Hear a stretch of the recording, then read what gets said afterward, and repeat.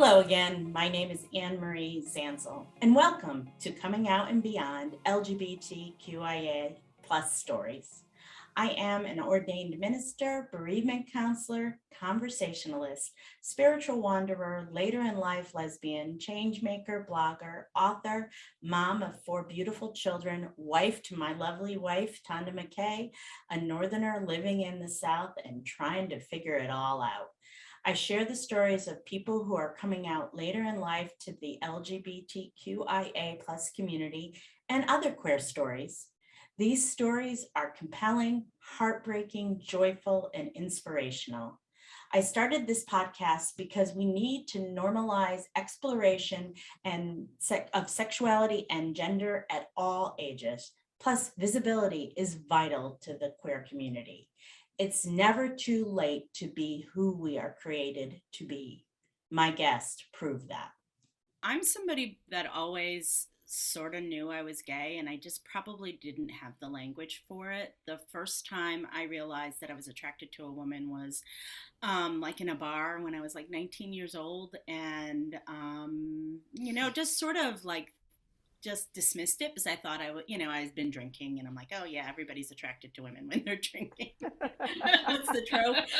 All straight girls are 3 drinks away from a lesbian encounter. That's true. That's true. But anyway, I just sort of dismissed it, and then about 3 years later, I was engaged to my ex husband, and I went out to lunch with a friend of mine from high school, and we just had this really, and she was in graduate school, and we just had a really intense discussion about the queer community, and she was very enmeshed in it. Her and her future husband, she's not gay, but I remember walking away from that lunch thinking to myself, maybe I'm gay, and it was like 1987, 88, and I remember thinking maybe I'm gay, and I was like, well, how do you, like, I don't know anybody who's gay. I mean, I knew a couple people, but they were all older men, and I had like, how do you do this? And there was a gay bar on the other, in a couple towns over, and I was like, well, maybe I'll go there. And I asked some friends to go, and they didn't want to, and I just sort of forgot about it for a little while. I ended up getting married to my now ex-husband, and we had kids. And I'm going to be really honest with you, during my 30s when I was raising my children, I didn't think about my sexuality at all. It was really busy. I had 3 kids in 5 years, and then I had another one 7 years later. So I was just really busy being a typical working, stay at home, part time working mom, and doing those things. And then in 2006, a bunch of things happened, um, and I read an article in Oprah Winfrey magazine, and in the magazine it talked about the fluidity of women's sexuality, and all of a sudden, for the first time, I had a language to, like, oh, you mean you can be with a woman after you've married a man? You don't have to stay on the straight path forever. You can go on the curvy one or the gay one, and it just blew my mind. And I remember saying, my daughter laughs now because she has no memory of this conversation, but I remember saying to my oldest daughter at the time, who was 16 then, she's now 30, I said, if dad and I don't work out, or don't be surprised if I end up with a woman. And she said, okay, mom. And that really, in 2006, was really, it took me about 10 years to come out. It was a really long time. And from like the initial realization, yeah, wait a minute, I don't have to stay married for the rest of my life. I can be with a woman. Um, so I did a lot of talking and thinking about it in the next 10 years. I had this moment. I was pursuing my master's degree at Yale Divinity School. And I remember I was such a good little ally. And so I'm like going to the coming out day ceremony at the Divinity School, which is October 11th. And I remember in the middle of the service, I started crying hysterically because, like, I realized that, oh shit, I really am gay. And how am I going to do this? Like, I'm married, I've got 4 kids, I'm in the middle of becoming an ordained minister. And at that time, I was in a very conservative denomination, which they never would have ordained somebody who was gay. And I was like, what the fuck am I going to do? And then I ended up, for the next 5 years, told my ex-husband in 2010, told a bunch of therapists that I was gay. They all dismissed it, even a lesbian therapist. And I was looking for the experts to tell me whether I was gay or not. And the only person who can tell me, who can name my sexuality, is me. And I didn't realize that at the time. And so in 2016, I was ordained in the United Church of Christ, a very progressive Christian denomination here in the United States. And 3 weeks after ordination, the day after ordination, I woke up and I said, this is really actually sort of prophetic. I said to my sister, who I was driving back to the airport, this ministry work is really, really hard. I was working as a hospice chaplain at the time. And I said, I really need a soft place to land. And so that was the beginning of my coming out. Soon after, there's longer parts to this story if you ever want to read my book, Authentic Peace. But at that point, I realized I came out again to my therapist, and that began the process. What I did differently this time than I did the other times was that I Googled late in life lesbian, and I found a blog, and I found a Facebook group, which provided me with all kinds of support. And eventually, I met this person. This person, Your Tonda wife. McKay, my wife. This person. And that really changed a lot of things. So that's how, we met in a Facebook group for women coming out later in life. Tonda, however, has a different story. And how did you end up in that group? Well, Andrea, who started the group, I was going through a breakup of my longest relationship ever. It wasn't my idea, so I was having a really hard time with it. And so she said, anybody, even if you're not a late in life lesbian, you can join the group. And I'm like, well, I'll definitely meet new people in there because, having been out forever, there's I know a lot of people in the community and know a lot of people that I don't want to date, or I've dated, or they were my ex 20 years ago.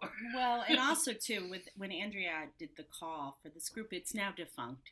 But when she did the call for the group, she really wanted people who'd been out for a while. And so kind of had a twofold purpose. Well, I was in there for a long time, and then I was like, wow, there's some really amazing women in this group, but I didn't do anything. I was helping Andrea with the group, trying to find housing or whatever, because they were doing a conference. But you have to give the details because people won't understand why they're having housing. Now, Anyway. Anna's going to have to cut this out. It's perfect. Anyway, as I was saying, people don't care about this part. So anyway, I said, well, if we get one big house, some women are going to have to stay in a room with two twin beds, which as a long-term lesbian, that wouldn't have been that's not a big deal, but I now know that can be really scary for women who are, coming out later in life or whatever. And Anne Marie said, well, on the Facebook page said, just put me anywhere. And I was like, wow, that's a cool name. And so I looked up her name. I looked And up so her it begins. I looked up her picture and I was like, wow. I don't know. There was just something about her picture that I was like, wow, I want to know her. And I must confess, it wasn't as a friend. I mean, I would have taken that, but I was like, wow. Well, you did take it for a while. You know, she's like got a master's degree from Yale, and she's beautiful. And so, so as a joke, I sent before I ever talked to Anne Marie, I sent a message to Andrea and said, Anne Marie says I can put her anywhere. Can I put her in my bed? Like, y'all are going to have to work that out. Like, And we did. It was like, ha, you know. 5 months later, we did. And I literally messaged Anne Marie thinking I was talking about this subject. The conference. Until months after we had been dating. And she was like, well, we can be just friends if you want to be just friends. And I was like, what? It was just so odd to me. I was like, well, that's pretty pretentious. You know, of course I can be just friends. And later she goes, well, you told me I was beautiful 3 times. And I was like, oh. I was like, she had no game. You're so beautiful. You've probably got a girlfriend, and you know somebody as beautiful as you. I had no game. No game. She had been out. It's been a long 15 years since. She had no game, but it worked. I like it. It worked out, right? Yeah. Anyway, that has nothing to do with my coming out story. Do you want that? Mm-hmm. Yeah, I'd love to hear that. I mean, I also would love to hear more about like the relationship too, but I think we'll get a little bit more into that in just a little bit. Why don't we do this? Why don't you do your coming out story in a separate podcast, because I would like to do that, and then let's talk about us in this podcast. Okay. Yeah. So there you were. So did you guys meet the first time at that conference? No. We were already dating. I think. But what ended up happening is that, so it was like, so we were friends. I actually even like unfriended her at one point just because, you know, I was like, because she had been dating, she was just really grieving the relationship. Hadn't been dating anyone. No, she hadn't. But she had been with Meg, her former partner, for a very long time. And, you know, it really was in my comfort zone. Like, it couldn't have been, like, I look back on it, it couldn't have been, I was so nervous, Anna. I was so nervous. I didn't know what the hell I was doing. And I had never talked to a woman, like, with potential romantic interest before. And so, hey, baby, what's your sign? It's a whole new world. Whole new world. Like, how do I even say what I actually feel, but then not, you know, like the boundaries are really blurry. Like, you don't know, but it's. And for me, I had been in, you know, this basically all lesbian world for so long. That I was just waiting in, not knowing what was going on. Luckily, I was completely stupid about it. You know, I was just like, it never occurred to me that she hadn't had, you know, that anyone who had gone to college hadn't had a lesbian experience. That never occurred to me because, I think that's one of the courses you have to take in college. Lesbian 101. I missed the course too, Anne Marie. So it's called a lug, a lesbian until graduation. I never graduated. But yeah, so I would, you know, even when we were just friends, I would say, "Oh, I'm sorry, I'm probably flirting with you or whatever," and she would say something like, "Oh no, I like it," you know. So it was like, she says she wants to be friends, but I mean, every woman, straight or a lesbian or non-binary or whatever, like everyone likes to be flirted with, and she liked to be flirted with. Well, but a couple of things I was going to say is that I was in comfort zone because she was really grieving her relationship with Meg, and so for the first month, that's what we talked about, and I was just like, I'm a chaplain, so I was chaplaining her, and so I was very, very comfortable with that. And then we started talking again, and after I unfriended her, and she reached out to me, and I really thought hard to and she had no idea I unfriended her, by the way.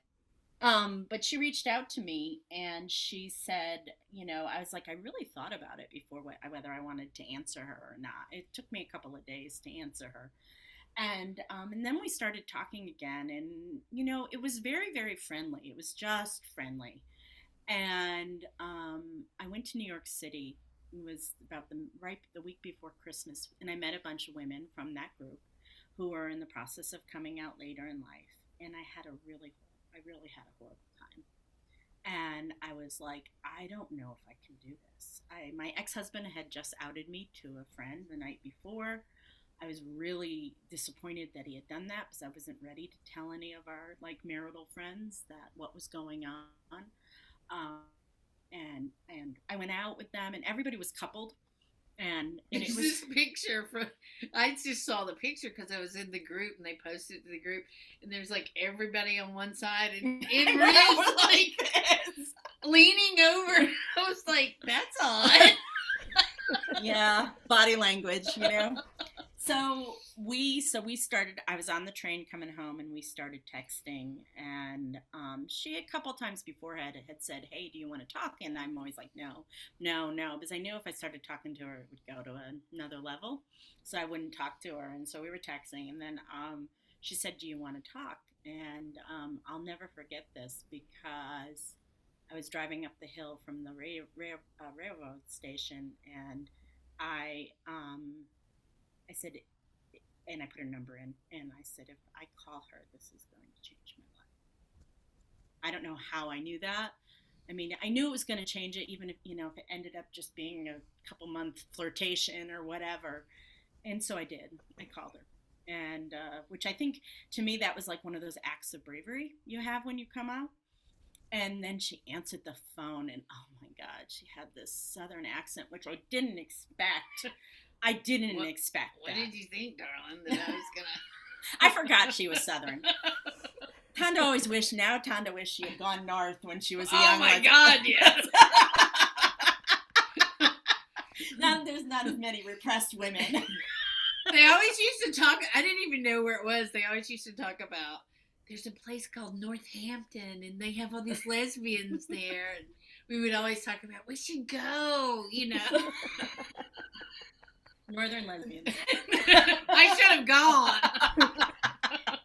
So we talked, and then a couple of days later. Hold on. Okay. You get to going.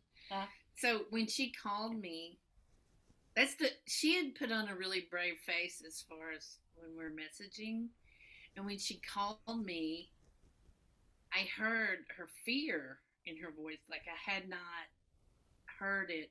She's like, oh, my at the time her husband or whatever, we're getting divorced, it's amicable, this was all what she had written to me.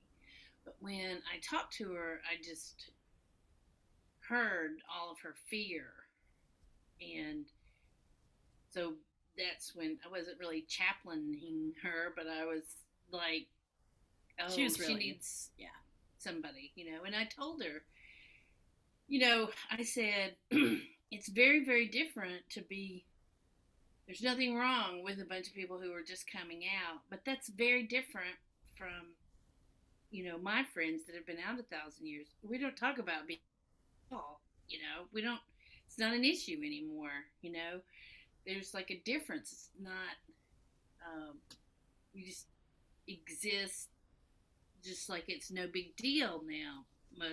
Most women who've been out a long time. And I think, she had a hard time with that being I mean, that's why they were meeting. So obviously that was the focus of it, you know. And um, like before I met Anne Marie, I hadn't talked about coming out. I didn't even talk to my friends that about coming out. She learned all their coming out stories. Everybody tells me their coming out story. Absolutely. We have met more people randomly that sit down next to us and are in the process of coming out. I don't know. Is that the universe, Anna? But I honestly, I think it is the universe. And I think, Tonda, you have like a really good point, right? Like when you're first coming out, it's like this really overwhelming experience. And, you know, I realized I haven't even been out 10 years to my own family. And that, but the further away I get from it, the more I'm like, oh yeah, I used to think about this all consuming all day, every day. Mm-hmm. So I think having someone in your life that knows that it's not, it doesn't have to be the focus. Like it's a piece of you and we need to honor it, but it doesn't have to, like, everything about you isn't because of that one thing. And it is about that one thing all at the same time, but it just becomes a focus that's different. So I love that you got to show and stand for Anne Marie, like that she could find a pathway out of like that, the chaos and the heaviness of what she was facing. Like it's such a beautiful thing. And I think that's why it's so beautiful what Anne Marie does as well, right? Like we're taking what we've learned and we're going and we're helping those other people. And I think that's so beautiful inside your relationship. So and she still asks my opinion about certain things. She certainly, you know, knows all about lesbian culture now and stuff like that. Yeah. But there is, you know, I mean, if you haven't been out for 30 years, you know, I mean, what is it, 40? It's 40 years. It's 40 years. It's 40. You know, you just have more of an ease about it, where I think it's more of like, no shit's given, you know. When you first come out, you're like, oh, rightly so, you're like so nervous that people are gonna turn their back on you, and that's a legitimate concern. But after you've had that happen, you've lived through it, you're like, I don't care anymore. Mm-hmm. You know.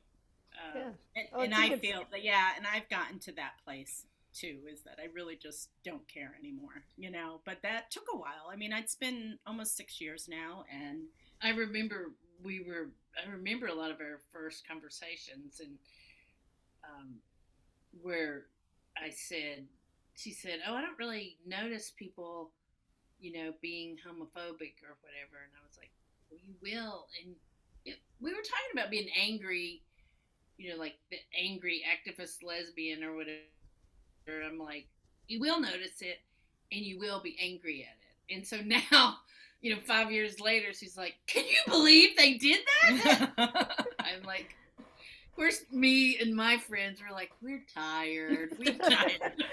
She's like got the fire and we're like, we're tired. Yeah. Well, the thing is that when you live with like almost the ultimate privilege as a, you know, I'm white, I was married to a man. I had 4 beautiful children. I had a career. I had wealth. You're a minister? I was a minister. I'm still a minister. But like, it's pretty privileged in this country. It's a very privileged place to be. And what I didn't realize was my privilege. And when I came out, I mean, yeah, I'm still white. I still have privilege.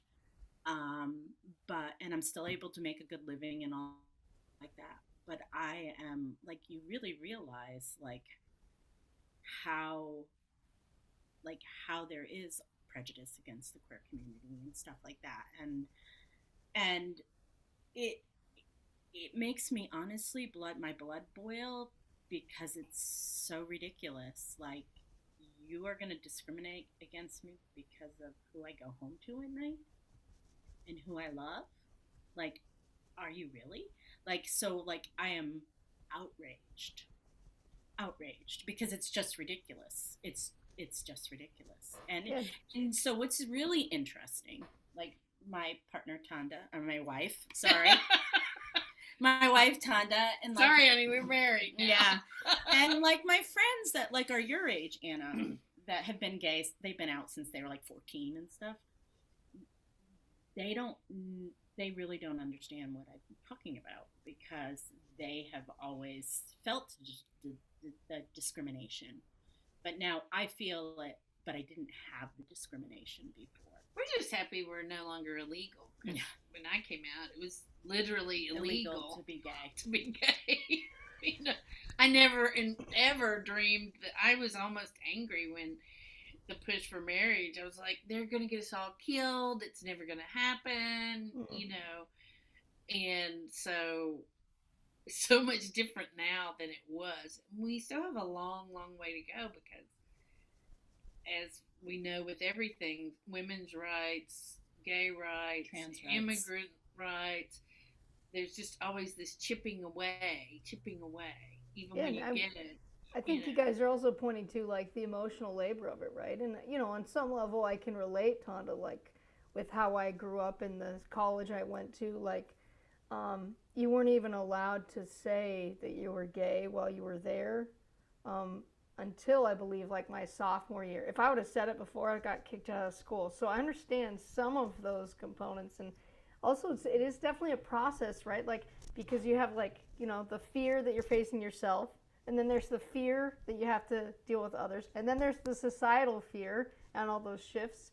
And I love that there's like a way of growing where we, as we lean into who we are, we can see we're not going to put up with being treated less than the human beings that we are. Right. And that's one of the things I really see in both of you, that it's just so inspiring. Like, you're just living your truth and being yourselves, and it's just such a beautiful thing, and it's well, honestly, you start to see where, not to take over in Marie's niche, but where God is love, you start to see that the hatred is the exact opposite. Even if it's coming from the church, they act like they hate you, and you're just like, that's not right. They, a lot of the same conservative people try to hate immigrants, and you see all this hate, and all of a sudden, you don't hold it all because you're gay. You're like, oh, they would hate me because I'm a woman. I'd be lesser to a lot of society because I'm a woman. I would be, there's all these things that you see. It's like coming out is one of the most edifying experiences to show you. I was very privileged when I came out, and I didn't really have a good, I did not really feel how black people feel or whatever. I still don't feel that way because I have the privilege of being white, but I can, understand it a lot more because I do remember, not to talk about my coming out, but I do remember going, oh my God, I'm going to be discriminated against now. And this was in the 1980s, where it was people, and in the South, where people really did face a lot of discrimination at that time. I mean, it was still, AIDS was still, they still use that as an excuse, even though lesbians didn't get it. Right, 100%. They got that less than straight women. So. Yeah. So yeah, I mean, it is truly you have to see everything in life from a different perspective to put in the right place the discrimination that is put upon you. Oh, well, the same people hate me, hate immigrants, they hate, and a lot of times what you see is the of people who are secretly gay themselves. Yeah, so much. So, I mean, you can go look back at the conversation and just, you can see some of that pattern coming up. And I think, that really points to me, Tonda, like why the work that Anne Marie does is so important, because I feel like the more that we embrace ourselves and the more we break down our own internalized homophobia, the more we can set that stuff aside and not let us stop us from finding happiness and finding love and finding lives that are fulfilling, right? And I think that that's one thing I really see. And, I want to get back a little bit more to your story here, but I do I think know we went off I the do. rails. No, it's perfect. It's perfect because I think, like it is something that holds a lot of people back from coming out or living authentically, but I also see hope around it. Like, yes, it's been there and it is going to keep getting better. And that's because the more we embrace who we are and the more we step into that, the better it gets for all of us. I mean, I really do believe that and see that. And, just like you said, when you first met Anne Marie, she was like, woohoo, she's got all the fire and she's like, yeah, I'm angry. And you told her and she's like, I don't know. And that's, to me, that's just part of the process of really seeing like, yeah, I'm going to be myself. No shit, no kidding. I'm happy to be myself. So I just think that's really beautiful. And I want to hear more about like, what was the moment that you guys knew you were in love with each other? I want to hear about that moment. When I saw her picture. So I was dealing with a much clearer head than she was. Yeah. And we've talked about this. And I would really like to talk about this because it's something we see again over and over again in my secret Facebook group. But so one day, like a couple of days after we first talked on the phone, I said, I'm bored. And she sent me a picture. Can I say that? If you want to. She sent me a picture of herself in her bra. And all of a sudden, the gloves were off and we I started. was like, well, this is going to do it. It's either going to do it or it's going to just kill it. And we started to flirt, and that was it. Like, we really, really started to flirt. And about 3 weeks, was it 3 or 4 weeks later, we met each other for the first time.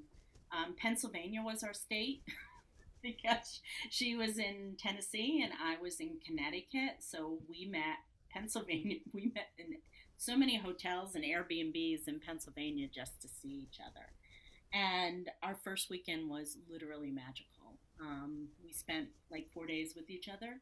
We look back on that, and that's like, crazy. so crazy. Like, we wouldn't recommend it. We for don't anybody. do that. Don't do that. But it was magical. It worked out. I mean, it worked out.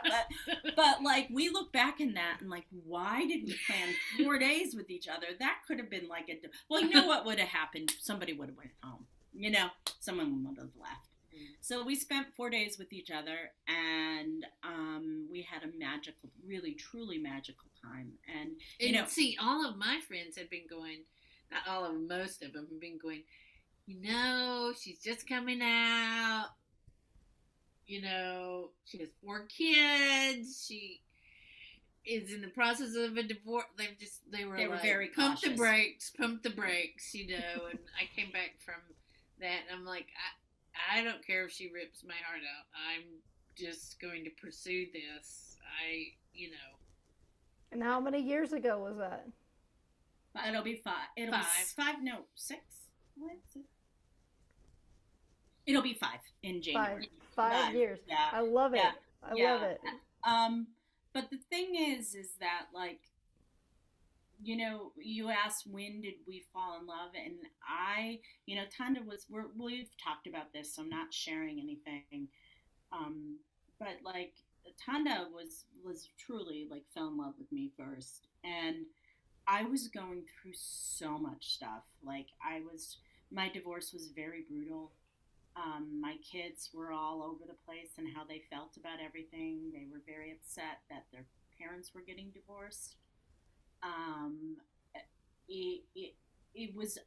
My head was just in a million different places, and I really, really struggled with depression and suicidal thoughts and all kinds of stuff like that. Tonda really supported me during that time.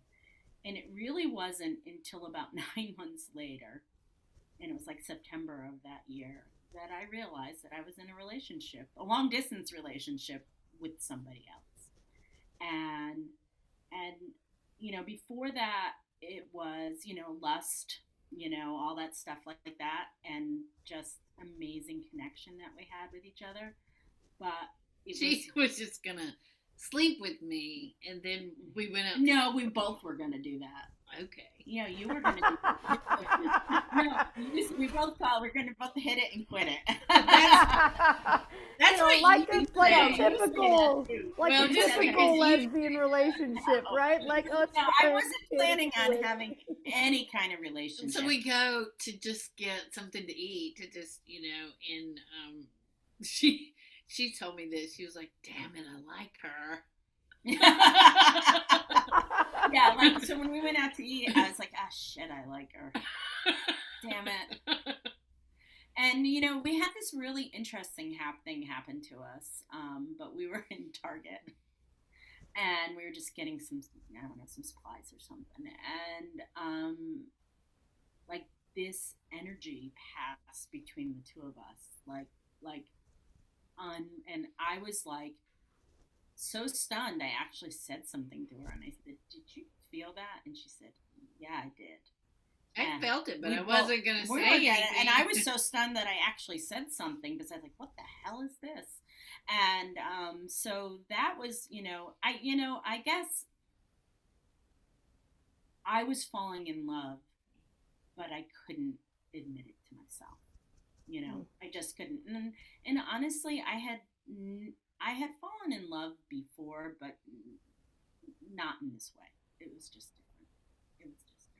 And I will be real honest in that there were times when she unintentionally just hurt me.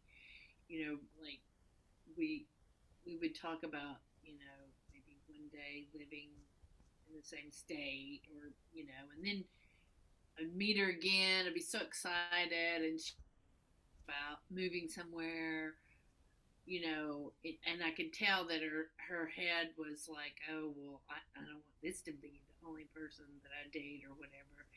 And I just was I was so in love with her that I was like, "I'm going to ride." I don't really mean to say that. I'm gonna. You're taking that out. You're gonna wait it out? Is that what you're gonna say? I'm gonna wait it out. Okay, we'll start in just a second. Okay, yes. So go ahead, Kay. So you're going to. I was going to enjoy every moment with her that I could. And from the very beginning, I thought there's no way that this, really It's gonna sexy, classy woman from Connecticut. There's no way that this, old dyke from Tennessee is going to, be able to be with her. So from the very beginning, I was just like, "This is doomed," but But let's do it anyways. And so then, it's like jumping out of an airplane without a parachute. Well, it's gonna be pretty until you hit the ground. So then we long distance dated for about a year and a half, which is hard. It's really hard because when you're really in love, in love, it's hard. Like leaving at the airport, saying all that stuff. We did all that stuff, and it was hard. And we both spent a lot of time doing what we're doing now. We did so much Zoom and FaceTime and all that stuff like that. And then I moved down to Tennessee in 2018, about a year and a half after, about 2 years after the process started for me. And I needed to get away. I needed to change. I needed to be in a place where I was just a lesbian and not somebody who'd been married with the kids, where everybody knew my story and everything like that. I just wanted to just be out as a lesbian and not deal with all that stuff. And also, I really needed to heal from a divorce that really took me by surprise. And so we moved down here. I moved down here, and we've navigated a lot. Her mom. I moved here because her mother was ill, and Tonda's mom died in 2019. We have renovated 3 houses.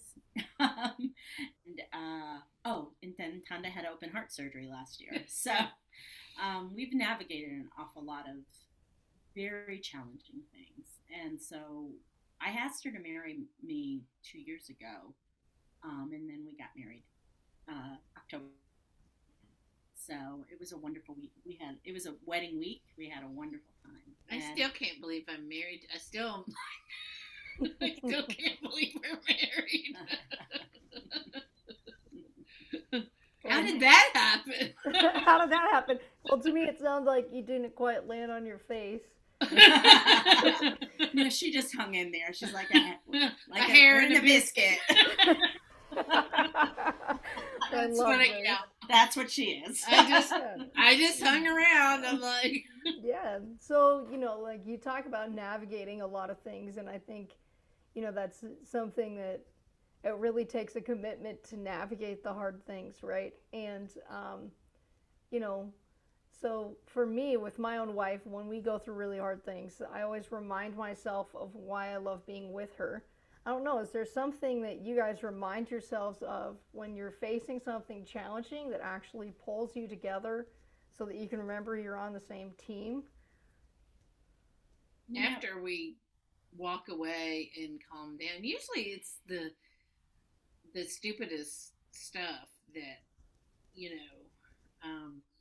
and then I guess lately what we've been telling one another is, a lot of the fights that we have or have had are not with each other. They're with ghosts from our past and stuff. Mm-hmm. And it's the trauma from where, a lot of people in the later in life community and people who are queer, we had traumatic childhoods, and especially in the later in life community, you find a lot of people come from chaotic or traumatic childhoods, and so our trauma butts up against each other. I remember our first big fight that we ever had. We were like, we literally didn't know. Like the next day, we were like, what? Like she was like, I'm so sad that we're not. I'm like, oh, we weren't really. I don't even know what we were. We had no idea what we fought about. What are we fighting about, right? It's like, okay, looks like we can kiss and make up because neither of us can remember, right? But one of the things that we've really started to do now is also like to remember that each of us have the best intentions. And we also really, when we do have a big blow up, we try really hard not to, before it would, so for me, when I have a big blow up, it takes me a long time to recover. And so I really work on trying not to be in a really bad place for a really long time. It's hard for me because I get really sad because the thing is that Tonda and I have a really good relationship 90% of the time. And then there's that 10% where... I would say 95%. Okay. I would say 95% of the time. But then there's that 5% of the time where we're going to kill each other. We have a lot of passion. So I think that just points to how much you love each other, right? Like, well, the thing is that the opposite of, like, when you have a really huge fight, the opposite of love isn't hate. It's indifference. So the thing is that neither one of us are indifferent. We really get into some really, we fight. We've had to really work on it. We have seen we saw couples counselors. We've done our own work individually.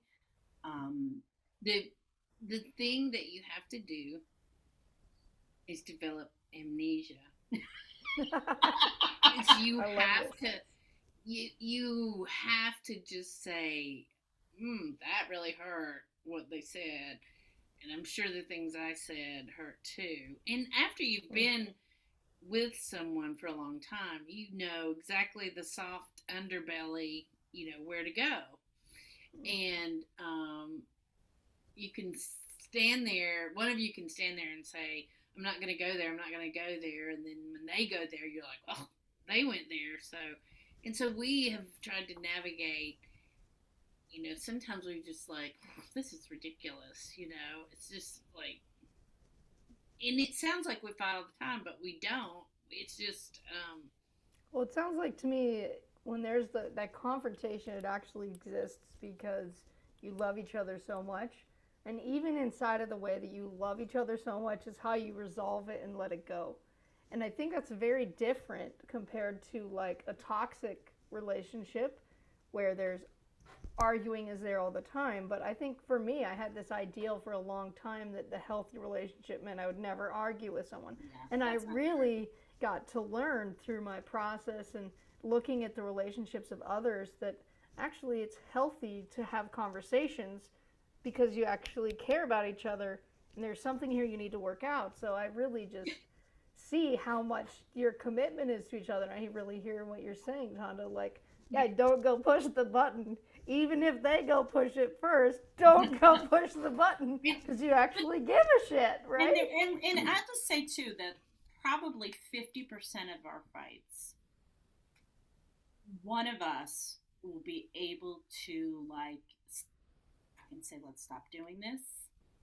And most of the time, the other person will be able to say, okay, let's stop doing this. And we've learned that we really, like, when we really get in a bad place, the best thing for us to do is separate, for like someone go out and, because, you just hurt somebody when you keep fighting. And it's the best thing for us to do when we're really in a bad place is to just to go somewhere. And, I think for me, it is when we do fight and it gets bad, it's just so incredibly devastating because most of the time things are really good. And so we are learning to really navigate that. And we've both done a lot of work. Like it's no matter what you say, you are 50% of that relationship, and it's not your partner's fault. Even if your partner is someone who's a drug addict or an alcoholic, you are probably codependent and contributing to this relationship. And so we really have to like take responsibility for our own stuff. And Tonda's done it, and I've done it. We've done a lot of work around childhood stuff. We both, as I said, come from traumatic backgrounds, and then we do our own work. We do our couples work together too. So because we want to be happy, we don't want to fight.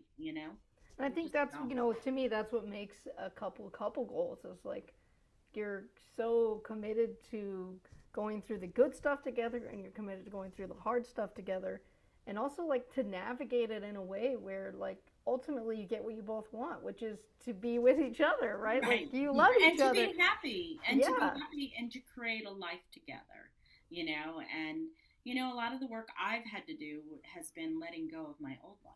Because, and Tonda was much more ready, as she said, was much more ready to fall in love. I mean, it had been a couple of years since she had been with Meg.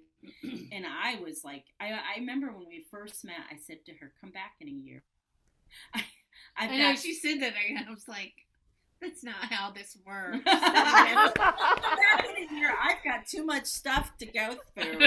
And, I mean, part of me, it would have been nice to have met her a little bit later on because I would have been a little bit more settled and I would have been able to enjoy just falling in love without all the other baggage that I had to deal with. But now I'm in love now and I don't have the baggage. So yeah, and it sounds like she really got to show up for you in a time when you needed someone, and I think that also creates like this unique strength inside of your friendship, but even inside of your partnership that you can count on her, and I think that's a really beautiful thing. Oh yeah, Tonda, I always joke she gave me the crash course in being a lesbian. But what I mean by that, count on all lesbians, let me tell you. Well, but the thing is, everybody's different, and there's all kinds of people out there. But the thing is that she really challenged my internalized homophobia a lot. Like I didn't even realize I had, and so I feel like because of my relationship with someone who had been out for so long, like 30-something years when we met, she moved me along faster because she challenged me all the time about, like, if I said something, innocuous. She would say, you really like the word lesbian, and I'm like, well, I don't like it or not like it. You know, I like. I'm from Tennessee. I'm a lesbian from Tennessee. I have the same amount of emotional baggage with lesbian as I do Tennessee, although I'm not as happy to be from Tennessee sometimes. But you know what I mean? It's like I'm a woman in her 50s. It just is. It's not good or bad. It just is. And I know that that word has a whole lot of baggage For some but people. that's what other people hang on you know.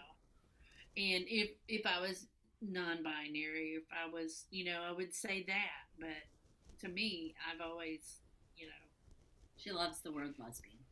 I mean, And she Yeah, taught you the ways. I love it. And I'm very okay with the word, and because really a lesbian means woman who loves other women, and that's what I am. So I have, and I know that it's a loaded word for people, but it's like reclaiming a word that has been used as a slur, and other minority groups have done that. I mean, I like the word dyke. Yeah, in we the, like the word in the dyke. late '80s, dyke was like, a powerful lesbian, and it really jars people or whatever. Well, it was I'm funny like, with my son. I said Tonda's a handy dyke, and he goes, "Mom, you can't say that."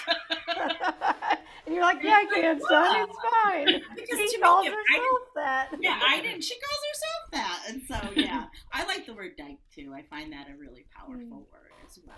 And I also like the word queer. I use queer a lot. Yeah, I think for so many people in the community, it just takes some of the pressure off to fit in a box when we just want to be ourselves, right? Yeah, And yeah. particularly if you're navigating it to begin with, right? Like, it's a whole world. well, the thing about so I was shooting. I'm a photographer, so I was shooting a night shot in some little town in Kentucky. I think it was Owensboro. I don't know where it was. And this has never happened to me before a couple of years ago. But so I was standing out there and it was nighttime, so I had that really long exposures or whatever. And this truck went by and this hillbilly is hanging out the side going, get out of the road, you stupid dyke. I wasn't in the road, but he's like, get out of the road, you stupid dyke. And I'm like, I am not stupid. You're more offended and stupid than dyke. I love this. She was like, and she yelled after him, "I'm not stupid." Yeah. I was like, she was very offended. He called her stupid. I would be too. I mean, I'm not stupid. But it's like, it's like, you wear glasses, you're a woman. You're like, yeah, and I love this. You're lesbian. Guilty? Love it. Lock me up, please. I used to have a t-shirt that said, roll me in honey and throw me to the lesbians. No time, long time. Well, I think this is like such a great place, right? It's totally possible. It's great. It's totally possible. I'll get re-presents too. So what I just hear in all the stories that you're sharing, that it's totally possible to, one, like accept and love who you are, exactly who you are.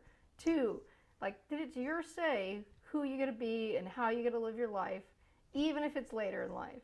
Mm-hmm. And I would also say like that you're going to find people along your path that are going to help you lean into and discover who that is and love you. And yes, it might be sad that some of those people, you might lose some people, but you're going to find your community along the way.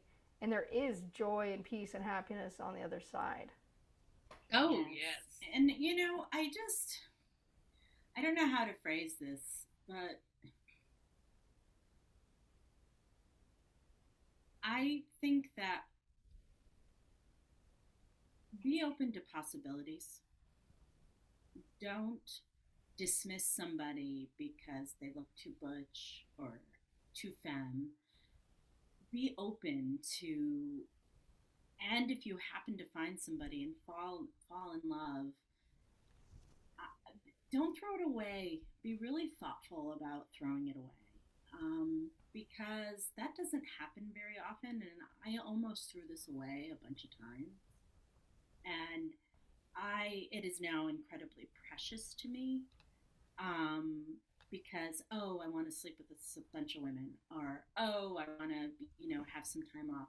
And lots of people told her that. They were like, don't you want to sleep with a bunch of women? Even my kids. I mean, they're like, I'm like, that's, Now, I've actually slept with I've had meaningless sex years ago when I was 20-something, and I don't ever want to do that again. So, like, that wasn't, but the thing is that I guess sometimes people think that they have to follow a certain path. And my path was, I thought I was going to come out and be single for a couple of years and then meet somebody. And it didn't happen that way. And I really had to reconcile the fact that I ended up meeting somebody very quickly after leaving my marriage. And I personally think it was because she had other things to do. She had helped so many people, and I consider it an honor to help her, any way I can help all of these women who are really, really struggling. And I had not really thought about it or anything, but she knew. Now she knows. Yeah, now I know. And, and I just, the vocabulary, she's been there, whereas maybe, sometimes you just want to go, not that big a deal. Just, yes, you are. Yeah.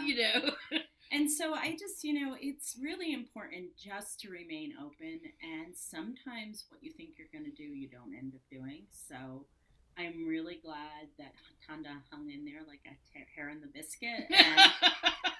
And doesn't sound the same. I know. It's too northern when I say it. But the thing is that, like, I'm glad I didn't throw it. We've never broken up. We've had some really bad fights, but we have never broken up over the years. And I'm really glad that both of us hung in there. We worked on it. We, navigated a lot of things, but it is very precious to both of us. Part of it is that I have been in a lot of lesbian relationships. There's a lot of people in the South. It's very hard you have no, especially you couldn't get married. You have no backup from your family. Yeah. We just got married. My dad didn't come. At this point, I don't care, but he doesn't speak to me. I knew how precious having that kind of, at our age, not that we're old, but I mean, at our age, when you have this passion, that is something amazing. And a lot of times I thought, okay, she's going to break up with me so she can date, other women or whatever. And I'm like, what that's going to do. And honestly, now that she's talked to, I used to tell her, there's lots of crazy women out there, trauma begets trauma. Mm-hmm. And she was like, well, it sounds like you just don't want me to, date other women. Or she would say something like that. Now that she's been coaching me, she's like, there are. But you see, the thing is I was so new, I realized that. And so if you find somebody that you're falling in love with and they're good wood, and good peeps, don't throw it away because of an ideal that you have about what you should do. And yeah, never throw it away because it's not the right timing or whatever. Yeah. The timing will always sort itself out, won't it? Yes, it will. And it did for us. One of my friends who's very, very emotionally intelligent or whatever, a lot of my other friends were like, oh, be careful. And I was like, well, she's just coming out. And she goes, well, that's so nice. She's not going to be jaded. And anybody who's been a lesbian for a long time knows what you mean, and I did view things. I got to view coming out and this whole new. It was like new again, because you forget after 40 years. You're just Well, like, yeah, and coming out, I feel like, every year is the class, so like I feel like I'm the class of 2016 and coming out. So my views a lot of times don't match people who are my age who came out a lot earlier. So I am really like, like the gender, the whole issues around gender in the queer community. Like that's how I came out. So it's not an issue for me. But sometimes people who are older just don't understand it, or like who are my age but have been out a lot longer, who just don't understand some of the things. because it's just like the evolution of the growth, Evolution kind of of like the what we talked community. about, and Yeah. the perspectives of what gets to be so and how we get to live our lives. I love that. Mhm. I love that. And also, there's like much younger people are like, oh, we don't have to marry, we don't have to get married. It doesn't matter if we, I have a tendency to just almost jump on them. Oh, what if you're in an accident? You can't go back there. You can't. You've been with somebody 50 years. You don't get to be with them when they die because you're not family. These are things that I have That heard. you've had to face and deal with Yeah. for a long time, right? Right. I do think it is a huge celebration, right? Like, I don't think I ever would have gotten married if that law was not legal, Like, Yeah. I probably wouldn't have.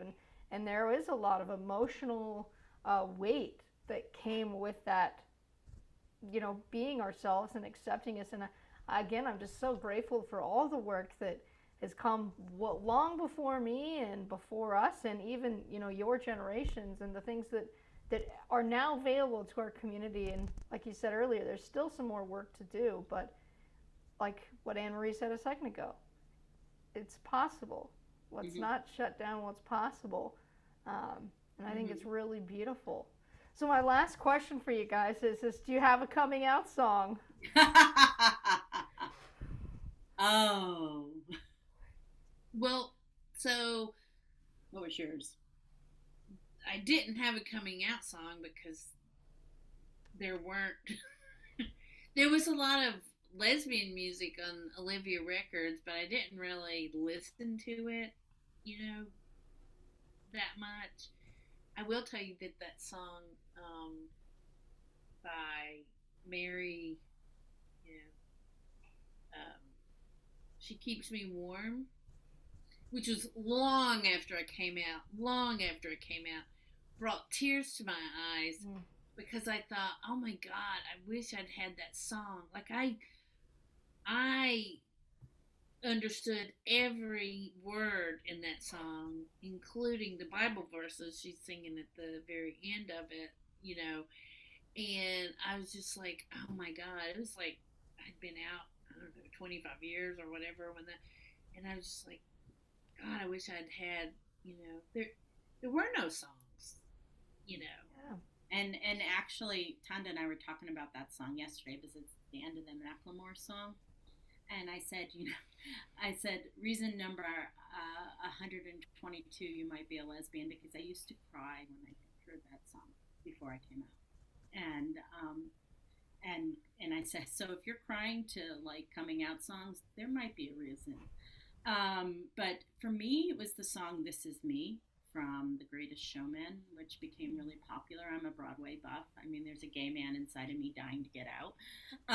But I really love that song.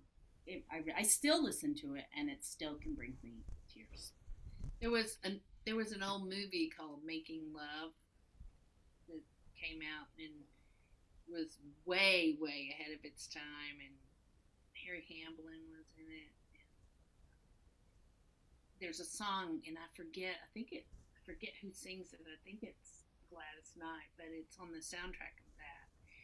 And my person that I was with, I went to see it, and I was with a guy then because we thought we couldn't be together, and that song would make me bawl. But I hadn't come out; I'd actually done the opposite, But that song, yeah, it's about a gay couple. That movie, yeah, about a person coming out after he's married, and I don't know how it got made in 1985 or whenever it was, but The universe just pushed that on through. I love it.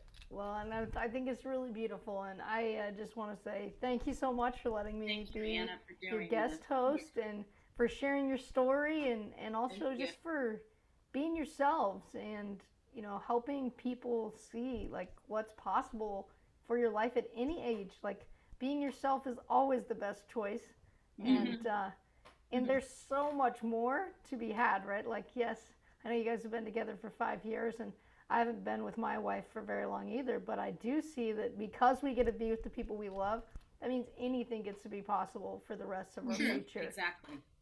So, Just existing is just sitting here with her is so much more than anything else. You know, I mean, when you love somebody that much. yes. All right. Hey, well, thank you so much, and Thank you, hey, Anna. you're welcome.